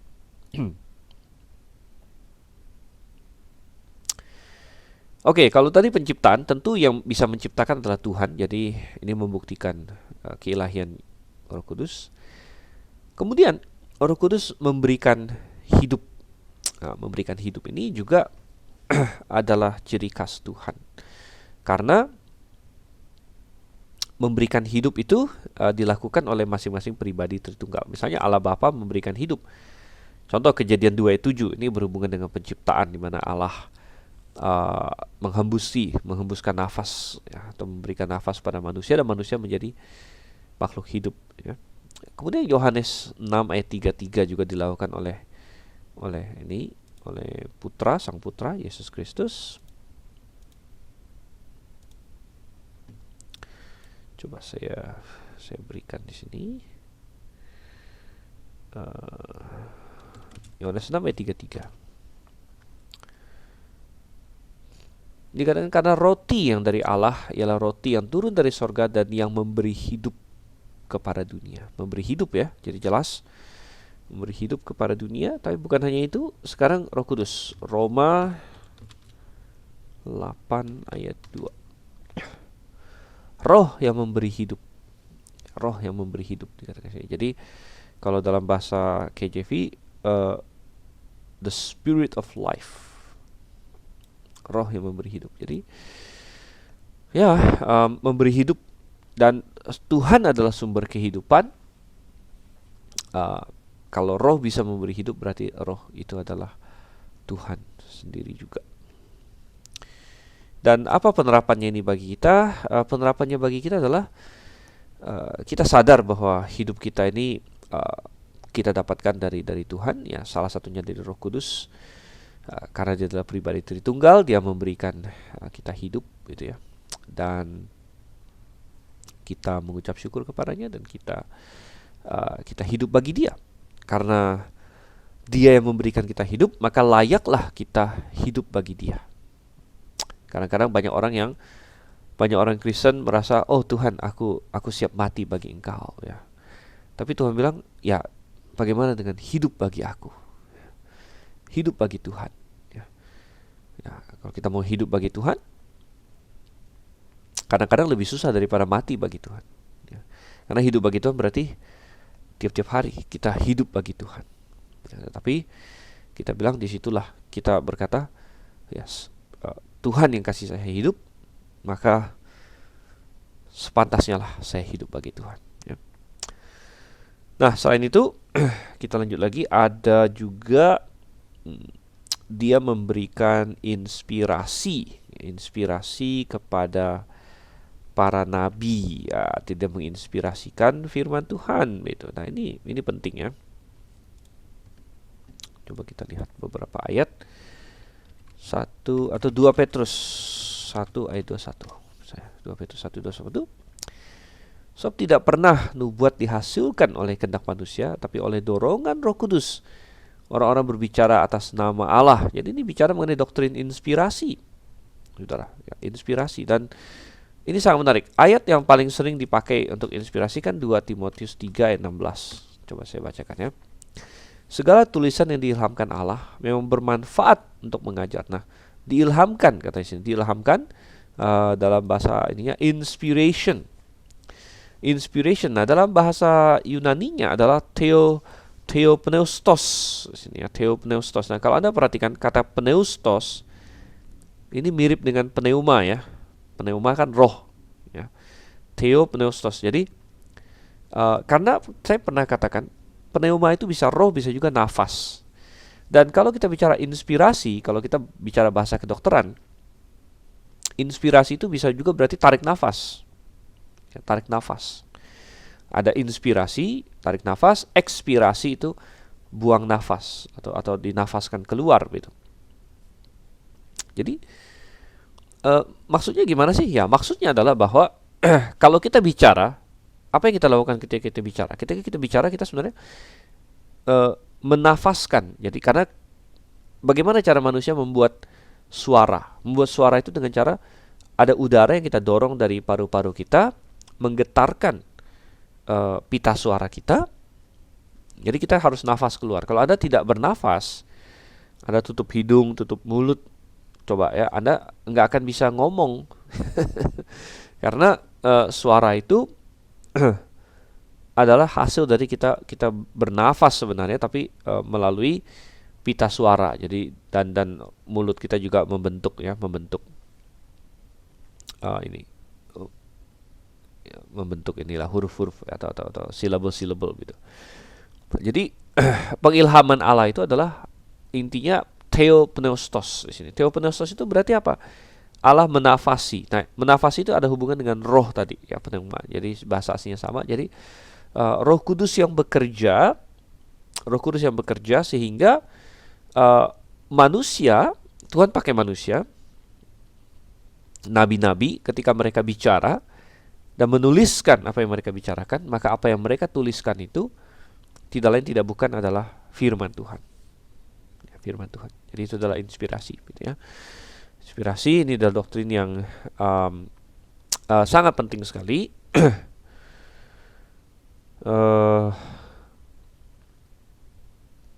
Masih di dalam ini inspirasi tadi kita lihat, bandingkan dengan Ibrani 1 ayat 1. Coba kita lihat Ibrani 1 ayat 1 ya. Setelah pada zaman dahulu Allah berulang kali dan dalam berbagai cara berbicara kepada nenek moyang kita dengan perantara nabi-nabi. Nah, di sini dikatakan Allah bicara ya. Di tempat lain dikatakan Roh Kudus bicara. Berarti Allah dengan Roh Kudus ini sama gitu. Demikian juga 2 Samuel 23 ayat 2. The Spirit of the Lord, the Spirit of the Lord spake by me, and His word was in my tongue. Roh Tuhan berbicara dengan perantaranku, firman-Nya ada di lidahku. Ya, jadi ini yang seperti saya katakan tadi, kita bicara mengenai doktrin inspirasi. Ya. Doktrin inspirasi ini sangat penting. Jadi bukan hanya Tritunggal ya, tapi adalah inspirasi. Ya. Kita salah warna, kita pakai hitam saja. Inspirasi atau pengilhaman dilakukan oleh Roh Kudus, ya, yang bekerja pada manusia sedemikian rupa sehingga apa yang ditulis oleh manusia itu uh, tidak lain dan tidak bukan adalah firman Tuhan. Hmm. Jadi dia bekerja, manusia yang menulis, tetapi hasilnya adalah firman Tuhan. Nah, jadi banyak orang hari ini salah konsep. Misalnya dia bilang, oh, ini pengajaran Paulus, bukan pengajaran Yesus. Saya mau ikut pengajaran Yesus saja. Wah, sepertinya hebat sekali. Tapi ngaconya luar biasa, saudaranya. Ngaconya luar biasa ya, karena apa yang ditulis oleh Paulus, dia diinspirasikan oleh Roh Kudus, itu adalah firman Tuhan. Itulah firman Yesus juga. Gitu. Nah, banyak orang kalau sudah tidak suka dengan pengajaran Alkitab tertentu, dia pakai alasan itu. Ketika Paulus bilang misalnya tentang wanita, pengajaran tentang wanita yang banyak ditentang hari ini oleh kaum feminis, ya, bahwa Paulus bilang di dalam jemaat, ya, wanita jangan mengajar laki-laki. Wah, lalu banyak wanita yang saya pernah ketemu ada wanita bilang itu kan pengajaran Paulus, bukan pengajaran Yesus, katanya. Wah, kacau sekali ini pemahaman seperti ini, karena uh, kita percaya inspirasi, gitu. Inspirasi berarti apa yang Paulus tuliskan diinspirasikan Roh Kudus, berarti itu adalah firman Tuhan juga, gitu. Jadi itu salah satu pekerjaan dari Roh Kudus, gitu. Oke, ada pertanyaan di sini, ya, dari Pak Andi. Apakah boleh dikatakan kalau manusia di luar Kristus karena mereka telah berbuat dosa, mereka dikatakan memiliki roh jahat selain dari mereka yang pernah bermain okultisme? Um, Agak sedikit berbeda, ya, karena roh jahat yang dimaksud di sini adalah malaikat sebenarnya, atau uh, malaikat yang menentang Tuhan, makanya disebut roh jahat, ya. Tapi uh, kalau rohnya manusia, ya, itu roh manusia. Walaupun roh itu berbuat jahat, gitu ya, roh itu berbuat jahat, tapi harus kita bedakan antara roh manusia yang sudah jatuh dalam dosa, tapi tetap manusia, tapi dibedakan dengan katakanlah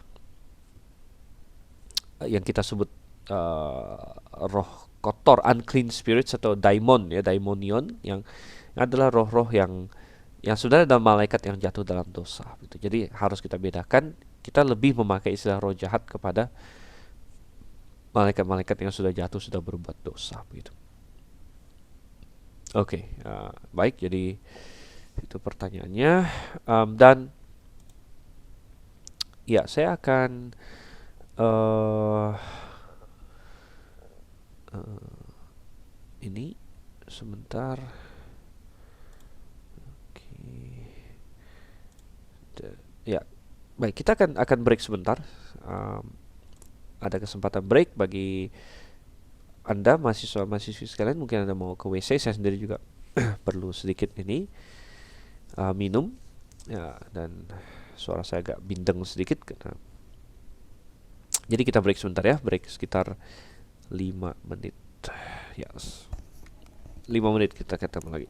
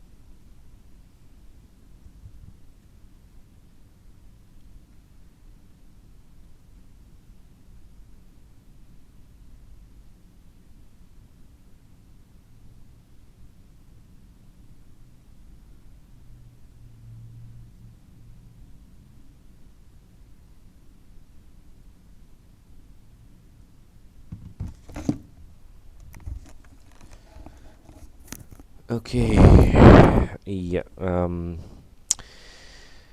Kita akan kembali lagi. Ya, dan saya harap semua sudah nih ya, sudah siap kembali. Sudah break sebentar. Dan tadi saya ada cek ada pertanyaan yang disampaikan oleh Pak Andreas di ini ya, di grup komunitas Gids kita. Mungkin bagi yang tergabung di dalam sudah melihat juga, dan dia bertanya apakah nanti kita akan membahas baptisan Roh Kudus, berbahasa roh dan sebagainya yang banyak menjadi kontroversi di berbagai aliran gereja. Ya, itu sudah pasti ya, kita pasti akan membahas semua itu. Itu adalah bagian yang sangat penting untuk kita bahas gitu ya. Dan memang di awal-awal di sini, karena ini baru pertemuan ketiga kita, banyak yang kita bahas ini belum terlalu kontroversial mungkin ya, belum terlalu kontroversial karena kita bicara soal kepribadian, keilahian Roh Kudus yang walaupun ada diganggu gugat oleh bidat-bidat, namun di dalam kekristenan sendiri tidak diragukan sebenarnya. Tetapi nanti kita akan lihat ya, misalnya kalau Anda buka-buka diktat kita, kita akan melihat nanti misalnya di halaman 4 gitu ya. Di slide kita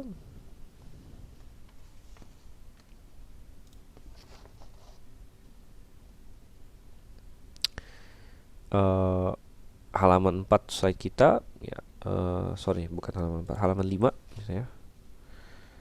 Halaman 5 dikatakan di sini misalnya pekerjaan Roh Kudus, ada salah satunya. Oke, kita bahas nanti ya.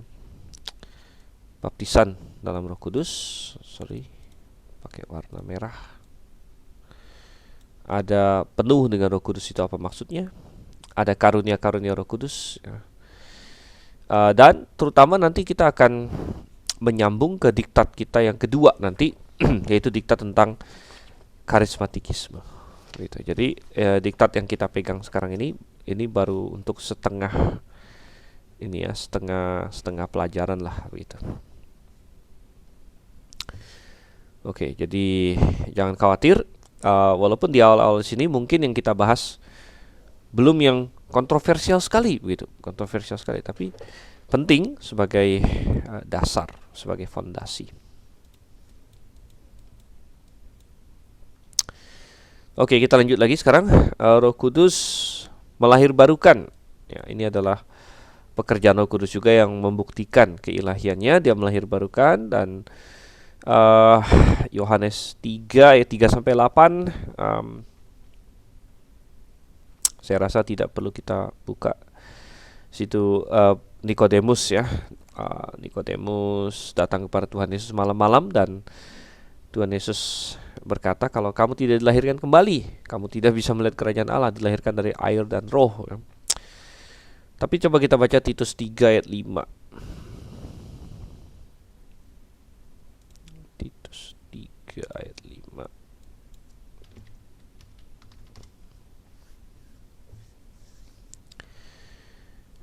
Ya, pada waktu itu dia telah menyelamatkan kita bukan karena perbuatan baik yang telah kita lakukan, tapi karena rahmat-Nya, oleh permandian kelahiran kembali, dan oleh pembaharuan yang dikerjakan oleh Roh Kudus. Jadi Roh Kudus mengerjakan pembaharuan yang sangat indah. Oke, kemudian selain itu kita lihat lagi apa lagi pekerjaan Roh Kudus di sini. Di diktat kita katakan dia membangkitkan, ya, Roma 8 ayat 11. Roma 8 ayat 11, jika roh Dia yang telah membangkitkan Yesus dari antara orang mati diam di dalam kamu, maka Ia yang telah membangkitkan Kristus dari antara orang mati akan menghidupkan juga tubuhmu yang fana. Jadi Roh Kudus membangkitkan Yesus dan akan membangkitkan manusia juga. Jadi dia membangkitkan, ini adalah pekerjaan dia dan bukti keilahian dia, ya. Kemudian memuliakan, 2 Korintus 3 ayat 18. Dikatakan di sini, dan kita semua mencerminkan kemuliaan Tuhan dengan muka yang tidak terselubung. Dan karena kemuliaan itu datangnya dari Tuhan yang adalah Roh, maka kita diubah menjadi serupa dengan gambarnya dalam kemuliaan yang semakin besar, ya. Jadi kita diubah, dimuliakan, memuliakan di sini maksudnya adalah mengubah kita menjadi memiliki tubuh kemuliaan. Dan dikatakan di sini, kalau dalam KJV ya, we are changed into the same image from glory to glory, even as by the Spirit of the Lord. Jadi melalui Roh ini, Roh Tuhan, dikatakan melalui Roh Tuhan kita diubahkan. Datangnya dari Tuhan yang adalah Roh, ya. Tuhan yang adalah Roh di sini dalam bahasa aslinya kurio pneumatos saja bisa juga Roh Tuhan, gitu. Tuhan, Roh Tuhan yang mengubah kita. Oke, jadi itu adalah pekerjaan kita. Ini ya, sudah selesai di pekerjaan Roh Kudus yang membuktikan keilahiannya. Sekarang ada pertanyaan dulu dari Saudara Evan. Apakah khotbah Tuhan di Matius 12 ayat 43-45 bersifat literal? Jika benar, boleh dijelaskan lebih lanjut mengenai ayat 43 dan 44, rumah itu kosong, bersih, tersapu, rapi, teratur. Apa maksud Tuhan ayat 45 yang berkata demikian akan berlaku atas angkatan yang jahat ini? Oke, jadi coba kita lihat ya, Matius 12 ayat 43 sampai 45.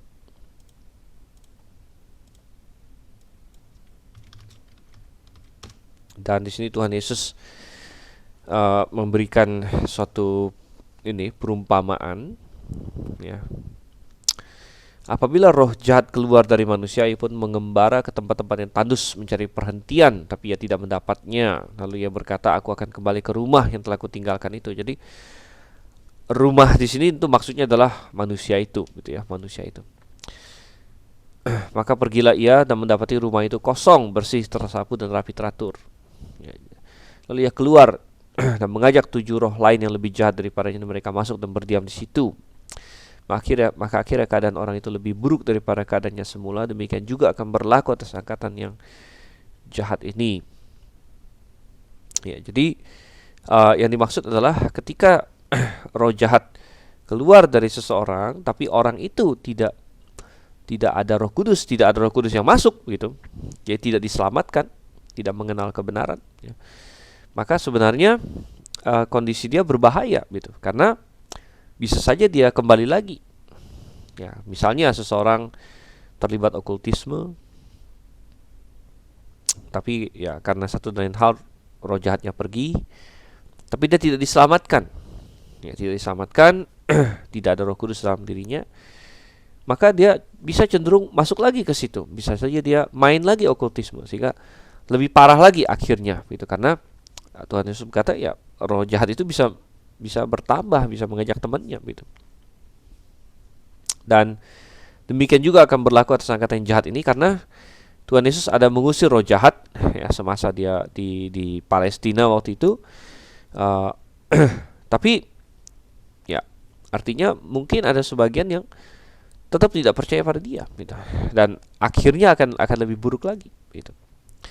Dan intinya juga bahwa ketika orang di angkatan Tuhan Yesus, untuk sesaat mereka menerima terang Tuhan Yesus, tapi ya terbantu oleh terang itu, tapi mereka tidak sungguh-sungguh menerima terang itu, dan akhirnya ketika Tuhan Yesus pergi, mereka tambah parah. Ya, dan itu benar, karena akhirnya mereka malah makin menentang kebenaran. Ya, setelah Tuhan Yesus tidak ada, mereka makin menentang kebenaran dan akhirnya menganiaya kebenaran dan orang-orang Kristen dan para rasul, gitu ya.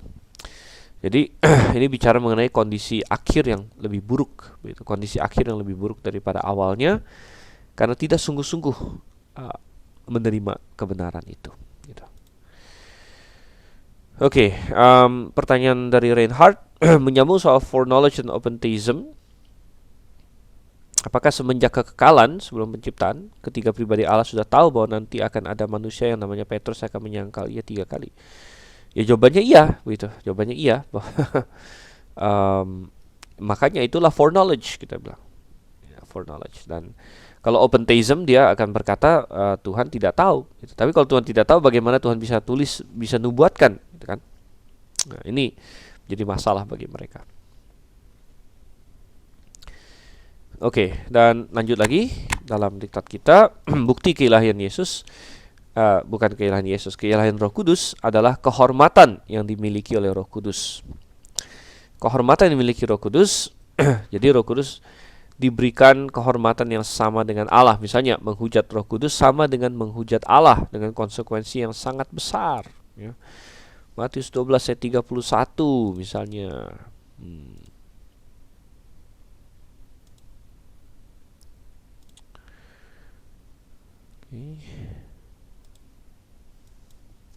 Tadi kita sudah di Matius 12 ayat 31-nya.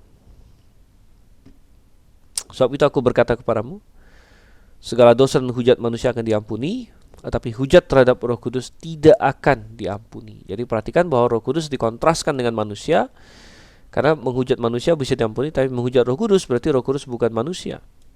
Ya. Bukan manusia, dan itu ditinggikan ke level memang dia adalah Tuhan gitu. Jadi konsekuensi yang sangat besar di sini.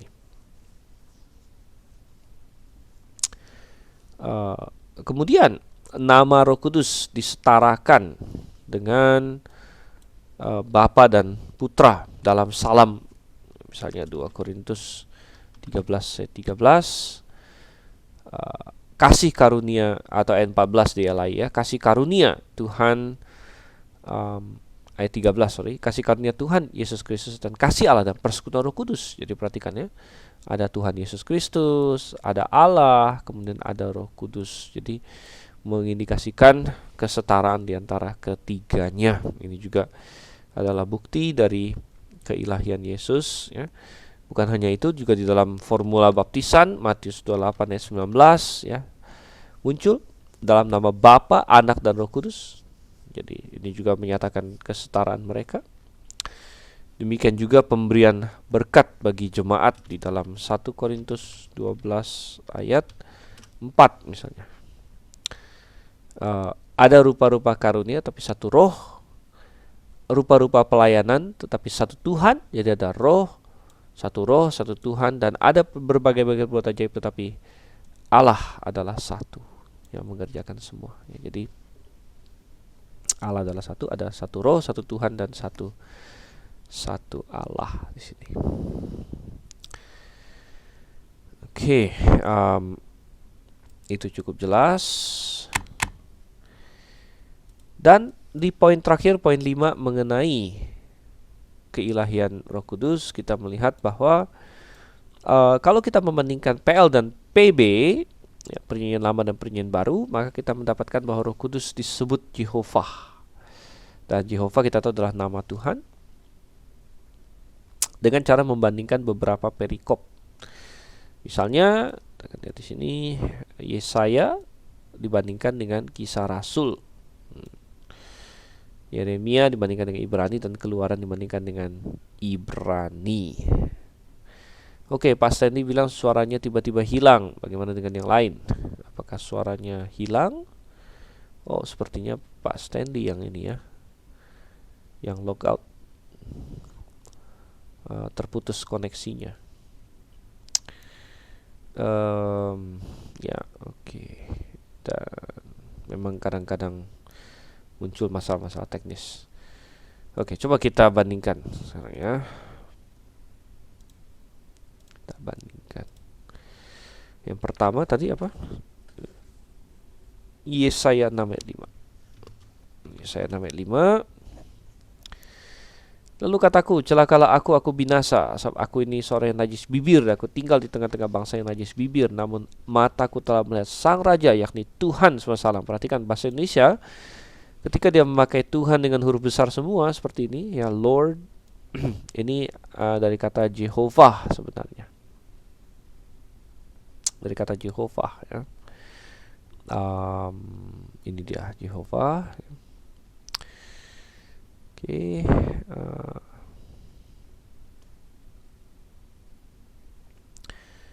Dan ayat 9-nya. Kemudian firmannya ini siapa maksudnya? Firmannya adalah firmannya yang tadi di ayat 5. Di ayat 5 kan Tuhan, Jehovah kan?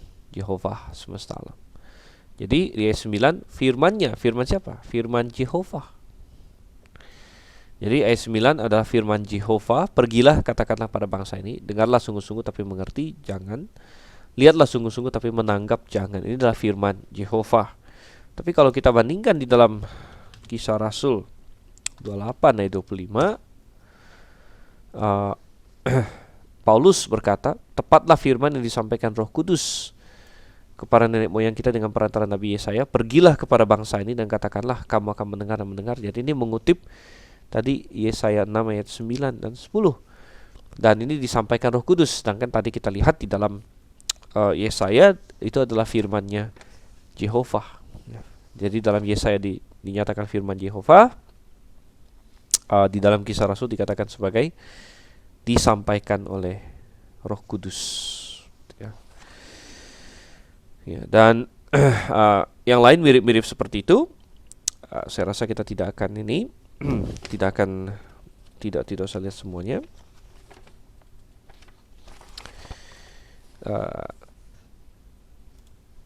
Sebaliknya, coba kita lihat sekarang di diktat kita.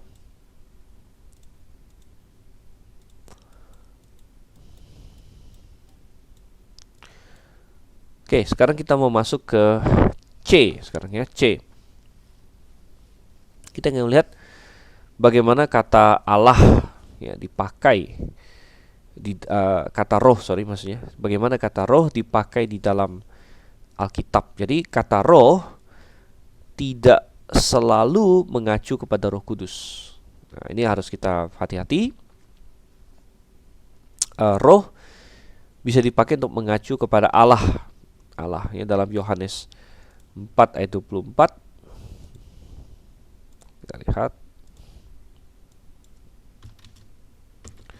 Yohanes 4 ayat 24. Ini pernyataan yang tegas. Allah itu roh, tentunya Allah itu roh. Jadi roh di sini mengacu kepada semacam apa ya? Salah satu kondisi begitu ya, sama seperti fisik. Fisik itu kan semacam suatu keadaan atau suatu bentuk ya. Maka Allah itu roh ya. Jadi ini mengacu kepada esensi dari Allah itu juga begitu. Jadi ini bukan spesifik mengacu ke Roh Kudus, tapi ya roh saja begitu. Ya, kemudian dipakai juga untuk Kristus ya. 1 Korintus 15 ayat 45. Seperti ada tertulis, manusia pertama Adam menjadi makhluk hidup, tapi Adam yang akhir, Adam yang akhir ini Yesus Kristus, menjadi roh yang menghidupkan. Jadi Adam yang terakhir menjadi roh yang hidupkan. Jadi itu bicara mengenai Yesus Kristus ya. Oke. Jadi tapi selain itu roh juga dipakai untuk Roh Kudus. Nah, ini yang paling sering dipakai dalam Alkitab ya, dipakai untuk Roh Kudus. Saya rasa ayatnya banyak sekali. Ya, tidak perlu ini kita cari satu persatu ayatnya, banyak sekali bicara mengenai Roh Kudus. Kemudian yang keempat adalah dia dipakai sebagai cara singkat untuk mengacu kepada hasil kerja Roh Kudus, hasil kerja Roh Kudus. Misalnya di dalam Yohanes 3 ayat 6, kemudian 1 Korintus 14 ayat 1, coba kita lihat ya, Yohanes 3 ayat 6.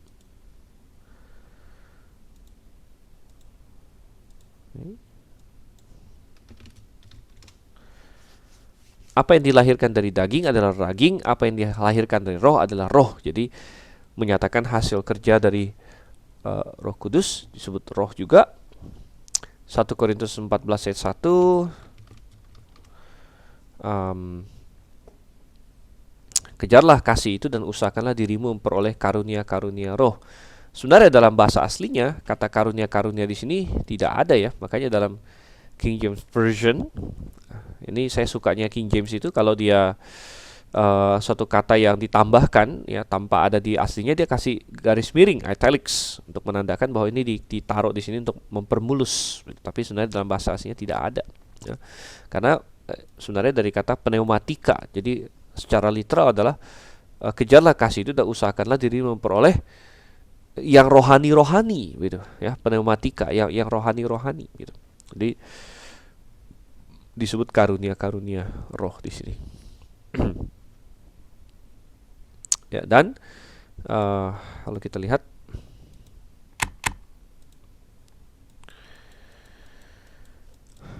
ya, termasuk juga di dalamnya dipakai untuk mengacu kepada hasil karya Roh Kudus yang terbesar, yaitu sifat baru yang disebut sifat rohani gitu. Sifat rohani manusia gitu. Makanya kata rohani juga.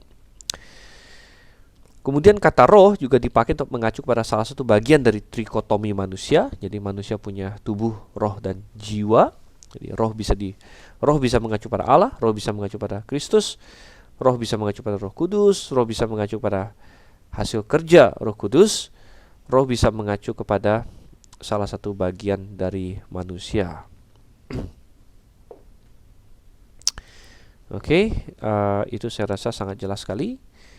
Dan selanjutnya lagi, ya, roh bisa juga dipakai untuk menunjukkan karakter, gitu ya, menunjukkan karakter. Makanya ketika kita bicara Roh Kudus, kita berhati-hati bahwa bukan itu yang kita maksud, ya, karena memang kata roh atau pneuma bisa dipakai untuk mengacu kepada hal-hal tersebut, gitu. Nah, contohnya ada yang disebut sebagai roh ketakutan, ya, roh 2 Timotius 1 ayat 7.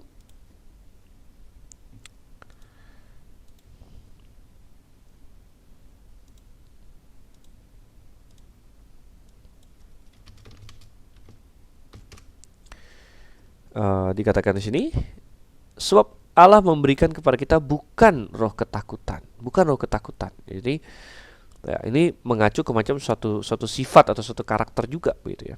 Ya, tapi roh yang membangkitkan kekuatan, kasih, dan ketertiban. Nah, di sini bisa jadi tumpang tindih dengan Roh Kudus, bahwa Roh Kudus membangkitkan kekuatan, kasih, dan ketertiban, ya. Tetapi ini sangat penting juga. Ayat ini akan kita lihat berulang kali karena Roh Kudus yang Tuhan berikan membangkitkan, ya, ketertiban. Jadi kalau hari ini banyak orang mengklaim dia dipengaruhi Roh Kudus, lalu dia bikin sesuatu yang kacau balau, ya, dia bikin kerusuhan, dia bikin hal yang memalukan, ya, dia bikin hal yang berdosa, gitu. Kalau itu nggak mungkin dari Roh Kudus, gitu.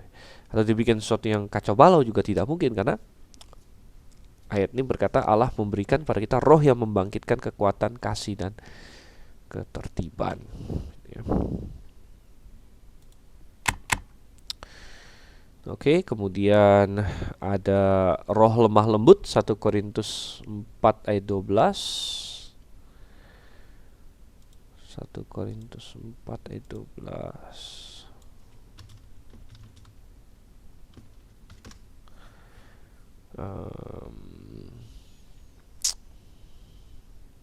Bener nggak ini ayatnya? 1 Korintus 4 ayat 12.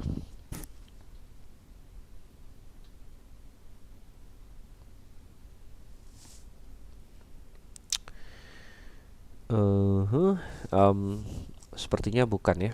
Jadi mungkin saya salah alamat, nanti bisa saya akan cek lagi sini. Oke, jadi intinya kalau kita kembali di sini adalah bahwa ada berbagai cara penggunaan roh dalam bahasa Yunani, tetapi kalau kita memaksudkan Roh Kudus, nah itu sudah spesifik, begitu. Ya, kalau kita masukkan Roh Kudus itu spesifik. Mungkin bisa ditambahkan juga ya, ada roh jahat misalnya, gitu. Roh jahat ya bisa ditambahkan juga. Tapi kalau kita ini mengacu pada Roh Kudus, kita mengacu kepada pribadi Allah. Jadi kita sudah melihat kepribadiannya, kita buktikan. Kemudian hari ini kita banyak berfokus ke masalah keilahiannya yang terbukti juga di dalam Alkitab, sehingga kita harus memperlakukan dia sebagai pribadi Allah sebagaimana yang Alkitab ajarkan. Oke, apakah ada pertanyaan sampai di sini? Silakan bertanya lagi. Karena saya rasa untuk materi kita akan stop sampai di sini nantinya. Minggu depan kita akan melihat nama-nama Roh Kudus, ya, kemudian simbol-simbol Roh Kudus. Ini ada hubungan, nanti kita akan belajar juga tentang banyak hal, ya. Ya, kemudian nanti ya ada hal-hal yang isi di sini ya tentang pelayanan dan pekerjaan Roh Kudus dan lain sebagainya.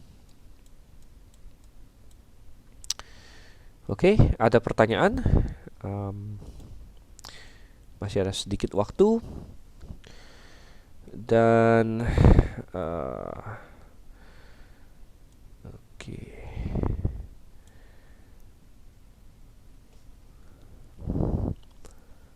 Baik, kalau tidak ada pertanyaan, karena memang dari tadi sudah cukup banyak pertanyaan yang disampaikan, kita akan akhiri sampai di sini dan kita akan tutup di dalam doa.